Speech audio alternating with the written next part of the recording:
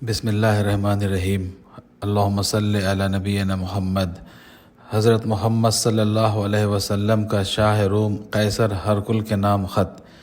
حضرت سعید بن ابی راشد رضی اللہ عنہ فرماتے ہیں کہ قبیلہ تنوخ کے جس آدمی کو ہرقل نے اپنا قاصد بنا کر حضور صلی اللہ علیہ وسلم کی خدمت میں بھیجا تھا، میں نے اس آدمی کو حمص میں دیکھا۔ وہ میرا پڑوسی تھا، بہت بوڑھا، مرنے کے قریب پہنچ چکا تھا۔ میں نے اس سے کہا کہ ہرقل نے حضور صلی اللہ علیہ وسلم کو جو پیغام بھیجا تھا، اور پھر حضور صلی اللہ علیہ وسلم نے ہرقل کو جو جواب بھیجوایا تھا کہ آپ مجھے اس کے بارے میں نہیں بتاتے؟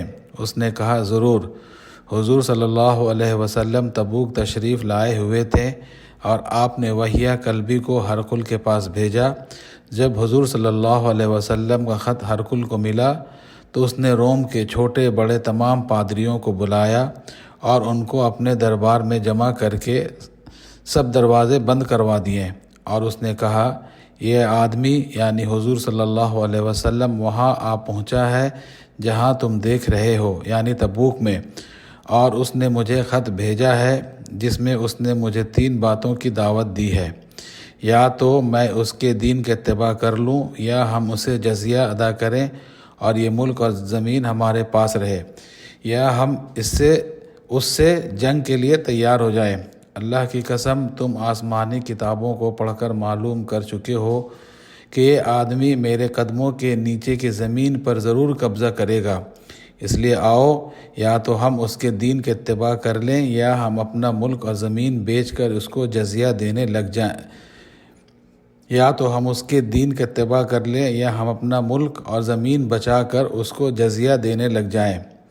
یہ سن کر وہ سب بیک آواز غرائے اور اپنے آپے سے باہر ہو کر اپنی ٹوپیاں اتار پھینکی اور کہنے لگے کہ تم ہمیں اس بات کی دعوت دیتے ہو کہ ہم نصرانیت کو چھوڑ دیں یا ہم اس اعرابی کے غلام بن جائیں جو حجاز سے آیا ہے۔ جب ہرقل نے یہ محسوس کیا کہ یہ لوگ اگر اسی حال میں باہر چلے گئے تو یہ اپنے ساتھیوں کو بغاوت پر آمادہ کر لیں گے اور ملک کا نظام درہم برہم کر دیں گے، تو اس نے ان سے کہا میں نے تو تم سے یہ بات صرف اس لیے کہی تھی تاکہ مجھے پتہ چل جائے کہ تم اپنے دین پر کتنے پکے ہو۔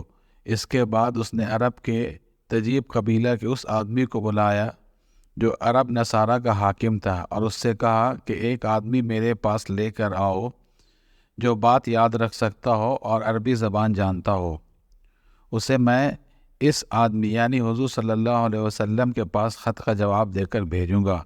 چنانچہ وہ حاکم میرے پاس آیا، میں ہرقل کے پاس گیا، ہرقل نے مجھے حضور صلی اللہ علیہ وسلم کے نام خط دیا اور کہا کہ میرا خط اس آدمی کے پاس لے جاؤ اور اس کی باتوں کو غور سے سننا، اور 3 چیزوں کو خاص طور سے یاد رکھنا۔ ایک تو اس کا خیال رکھنا کہ جو خط انہوں نے مجھے لکھا ہے اس کے بارے میں وہ کیا کہتے ہیں۔ دوسرے اس کا خیال رکھنا کہ وہ میرا خط پڑھ کر رات کا ذکر کرتے ہیں یا نہیں۔ تیسرے ان کے پشت کی طرف غور سے دیکھنا کہ ان کے پشت پہ کوئی ایسی خاص چیز ہے جس سے تمہیں شک پڑے۔ چنانچہ میں ہرقل کا خط لے کر تبوک پہنچا تو حضور صلی اللہ علیہ وسلم ایک چشمہ کے کنارے اپنے صحابہ رضی اللہ عنہم اجمعین کے درمیان بیٹھے ہوئے تھے۔ تو میں نے پوچھا آپ لوگوں کے حضرت کہاں ہیں؟ مجھے بتایا گیا کہ یہی تو ہیں۔ تو میں چلتے چلتے آپ کے سامنے جا کر بیٹھ گیا اور میں نے اپنا خط آپ کو دیا۔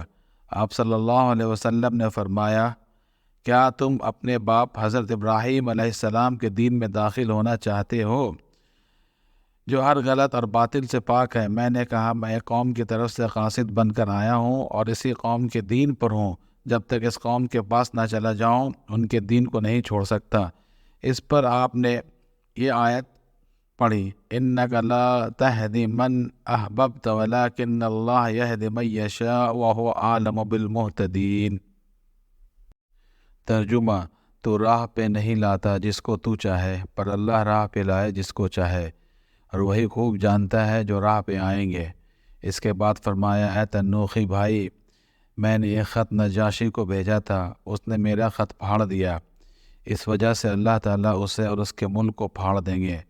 بظاہر یہ نجاشی اور ہے، اور جو نجاشی حضور صلی اللہ علیہ وسلم کا خط پڑھ کر مسلمان ہو گئے تھے، اور جن کی حضور صلی اللہ علیہ وسلم نے غائبانہ نماز جنازہ پڑھی تھی، وہ اور ہیں۔ اور میں نے تمہارے بادشاہ قیصر کو بھی خط لکھا تھا، اس نے میرے خط کو سنبھال کر رکھا، اسے پھاڑا نہیں، اس لیے جب تک اس کی زندگی میں خیر مقدر ہے اس وقت تک لوگوں کو دلوں میں اس کا رعب رہے گا۔ میں نے اپنے دل میں کہا کہ ہرکل نے مجھے 3 باتوں کی خیال رکھنے کو کہا تھا، یہ ان میں سے ایک تو ہو گئی، اور میں نے اپنے ترکش میں سے تیر نکال کر فوراً اپنی تلوار کے نیام کے خال پر تیر سے لکھ لیا۔ پھر حضور صلی اللہ علیہ وسلم نے وہ خط اپنے بائیں طرف والے ایک آدمی کو دے دیا۔ میں نے پوچھا یہ خط پڑھنے والے صاحب کون ہیں؟ لوگوں نے بتایا حضرت معاویہ رضی اللہ عنہ ہے۔ حضرت معاویہ خط پڑھنے لگے۔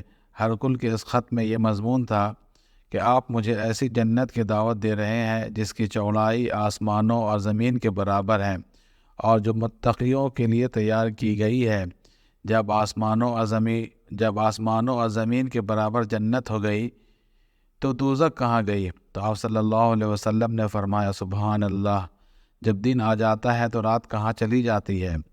میں نے اپنے ترکش میں سے تیر نکال کر اپنی تلوار کے نیام پر اس بات کو بھی لکھ لیا۔ جب آپ میرے خط کو سن چکے تو آپ نے مجھ سے فرمایا تم میرے پاس قاصد بن کر آئے ہو، تمہارا ہم پر حق ہے، اگر ہمارے پاس تحفہ کے طور پر دینے کے لیے کوئی چیز ہوئی تو ہم تمہیں ضرور دیں گے، کیونکہ اس وقت ہم سفر میں ہیں اور زاد راہ بالکل ختم ہو چکا ہے۔ لوگوں میں سے ایک آدمی نے بلند آواز سے کہا میں اس کو تحفہ دیتا ہوں۔ چنانچہ اس نے اپنا سامان کھولا اور ایک صفوریہ، اردن کے شہر صفورہ کا بنا ہوا جوڑا لا کر انہوں نے میری گود میں رکھ دیا۔ میں نے پوچھا یہ جوڑا دینے والے صاحب کون ہیں؟ مجھے بتایا گیا یہ حضرت عثمان رضی اللہ عنہ ہے۔ پھر حضور صلی اللہ علیہ وسلم نے فرمایا اس قاصد کو کون اپنا مہمان بنائے گا؟ ایک نوجوان انصاری نے کہا میں بناؤں گا۔ وہ انصاری کھڑے ہوئے تو میں بھی ان کے ساتھ کھڑا ہو گیا۔ جب میں آپ کی مجلس سے باہر چلا گیا تو آپ نے مجھے آواز دی اے تنوخی بھائی، تو میں واپس آیا اور آپ کے سامنے پہلے جہاں بیٹھا ہوا تھا وہاں آ کر کھڑا ہو گیا۔ آپ نے اپنے پشت مبارک سے چادر اتار دی اور فرمایا جو کام تم کو کہا گیا تھا وہ کام تم ادھر آ کر لو، یعنی مہر نبوت دیکھ لو۔ میں گھوم کر حضور صلی اللہ علیہ وسلم کے پشت کی طرف گیا۔ مجھے کندھے کی نرم ہڈی پہ مہر نبوت نظر آئی جو کبوتر کے ایک انڈے کے برابر تھی۔